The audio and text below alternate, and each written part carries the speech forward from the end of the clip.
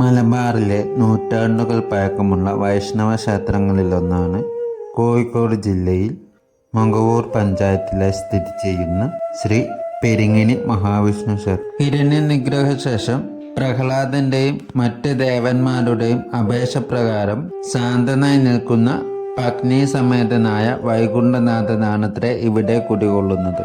ചതുര ശ്രീകോവിലിൽ പടിഞ്ഞാറ് ദർശനമായി ശ്രീ മഹാവിഷ്ണു പത്നി സമേതനായി കുടികൊള്ളുന്ന ഈ ക്ഷേത്രത്തിന് ഏകദേശം 350 വർഷത്തോളം പഴക്കമുണ്ടെന്നാണ് വിശ്വാസം. ഉപദേവന്മാരായി ബ്രഹ്മരസസ്, ഭദ്രകാളി, നാഗം, വേട്ടക്കരൻ, ശ്രീദുർഗ, ഗണപതി എന്നിവരാണ് ഈ പുണ്യസന്നിധിയിൽ കുടികൊള്ളുന്നത്. നാലമ്പലത്തിനുള്ളിൽ തെക്ക് വശത്തായി ശ്രീകോവിലിൻ്റെ ഭിത്തിയിലായാണ് ഗണപതി സങ്കല്പം ഉള്ളത്. നൂറ്റാണ്ടുകൾ പഴക്കമുള്ള ഈ ക്ഷേത്രത്തിന് അഗ്നികോണിലും വായുകോണിലുമായി 2 തിടപ്പള്ളികൾ ഉണ്ടെന്നാണ് വിശ്വാസം. ഉപദേവതാ സാന്നിധ്യത്തിൽ കുടികൊള്ളുന്ന ശ്രീദുർഗ കുടുംബ ദേവതയാണെന്നാണ് കരുതി വരുന്നത്. പണ്ട് തറവാട്ടിലുള്ളവർ മിക്കവരും സ്വന്തം വീട് വെച്ച് മാറുകയും മറ്റും ചെയ്തപ്പോൾ ദേവി തനിച്ചാകുകയും അതിൻ്റെ അനിഷ്ടക്കേടുകൾ കണ്ടു തുടങ്ങുകയും പലർക്കും അനുഭവപ്പെടുകയും ചെയ്തു.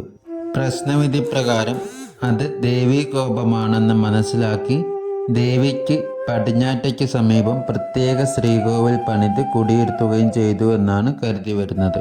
ക്ഷേത്രത്തിൽ ശ്രീകൃഷ്ണ ജയന്തി അതിവിപുലമായി ആഘോഷിച്ചു വരാറുണ്ട്. കൂടാതെ കുംഭമാസത്തിലെ ആയില്യം, വിജയദശമി, ശിവരാത്രി, വിനായക ചതുർത്ഥി എന്നിവയെല്ലാം ഈ ക്ഷേത്രത്തിൽ വിപുലമായി ആഘോഷിച്ചു വരാറുണ്ട്. 2025 അവസാനത്തോടുകൂടി ഈ ക്ഷേത്രത്തിലെ നവീകരണ കലശം നടത്തുവാനുള്ള തയ്യാറെടുപ്പിലാണ് ക്ഷേത്ര ഭാരവാഹികൾ. ക്ഷേത്രത്തിന് മുമ്പിലായി വിശാലമായൊരു ക്ഷേത്രക്കുളം സ്ഥിതി ചെയ്യുന്നുണ്ട്. ക്ഷേത്രക്കുളത്തിനോട് ചേർന്നാണ് നാഗക്കോട്ട സ്ഥിതി ചെയ്യുന്നത്. ഇരു ചിത്രകൂടത്തോടു കൂടിയ നാഗയക്ഷി, നാഗരാജാവ് എന്നിവരാണ് ഈ നാഗക്കോട്ടയിൽ കുടികൊള്ളുന്നത്. മൊകവൂർ മുരളി ആശാരിയാണ് ഈ ക്ഷേത്രത്തിലെ തച്ച് കാര്യങ്ങളും മറ്റും നോക്കി നടത്തുന്നത്. കാണിപ്പയ്യൂർ തിരുമേനിയുടെ നിർദ്ദേശപ്രകാരമാണ് ഈ ക്ഷേത്രത്തിൽ മാറ്റങ്ങൾ വരുത്തി വരാറുള്ളത്.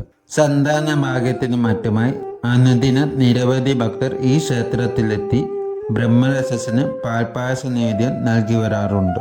പണ്ട് ലഹളയുടെ കാലത്ത് ബിംബം തകർത്ത് ഏതാനും ചിലർ കിണറ്റിലിടുകയും അതിന് സമീപകാലം നടന്ന സ്വർണ്ണ പ്രശ്നത്തിൽ മറ്റൊരു വിഗ്രഹത്തിനായി നോക്കണ്ട എന്നും വിഗ്രഹം ഈ പരിസരത്ത് തന്നെ ഉണ്ടെന്നും തെളിയുകയും വിഗ്രഹം കണ്ടെത്തുവാൻ ഒരു സൂചന ഉണ്ടാകുമെന്നും തെളിഞ്ഞു. താമസിയാതെ തന്നെ ഒരു കാക്ക വന്ന് അതിനുള്ള സൂചന നൽകിയെന്നും കിണറ്റിൽ നിന്നും വിഗ്രഹം കണ്ടെടുത്തുവെന്നുമാണ് വിശ്വാസം. ഹിരണ്യകശിപുവിനെ വധിച്ച ശേഷം ശാന്തസ്വരൂപനായി ലക്ഷ്മി സമേതനായി വാഴുന്ന ശ്രീ മഹാവിഷ്ണു പടിഞ്ഞാറ് ദർശനമായി ചതുര ശ്രീകോവിലായി കുടികൊള്ളുന്നു.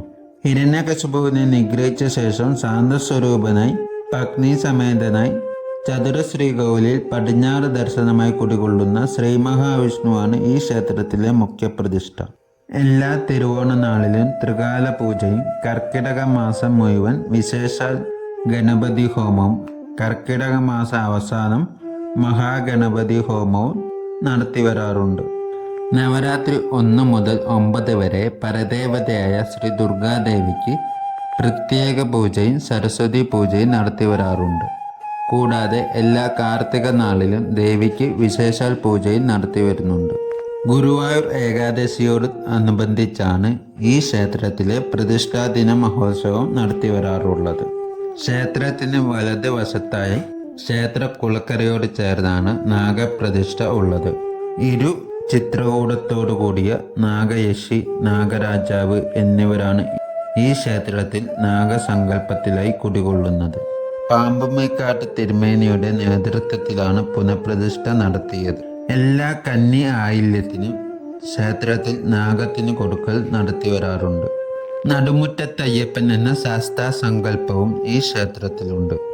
യോഗനിദ്രാവസ്ഥയിലുള്ള ചതുർബാഹുവായ ശ്രീ നരസിംഹസ്വരൂപനായ ശ്രീ മഹാവിഷ്ണു പടിഞ്ഞാറ് ദർശനമായി ചതുര ശ്രീകോവിലായി കുടികൊള്ളുന്നു. ശാന്തസ്വരൂപനായ ശ്രീ മഹാവിഷ്ണു ആണെങ്കിലും നരസിംഹ സ്വരൂപത്തിലായതിനാൽ ദേവന് ചെറിയ രൗദ്രഭാവം ഉണ്ടെന്നാണ് വിശ്വാസം.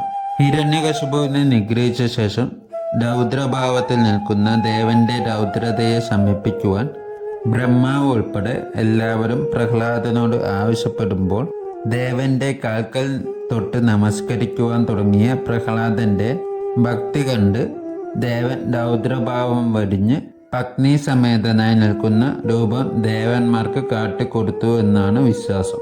ആ സമയത്തുള്ള സന്തോഷവാനായി അനുഗ്രഹിച്ചു നിൽക്കുന്ന പത്നി സമേതനായ ദേവന്റെ പൂർണ്ണ രൂപമാണ് ഇവിടുത്തെ മുഖ്യ പ്രതിഷ്ഠയായി കുടികൊള്ളുന്നത്.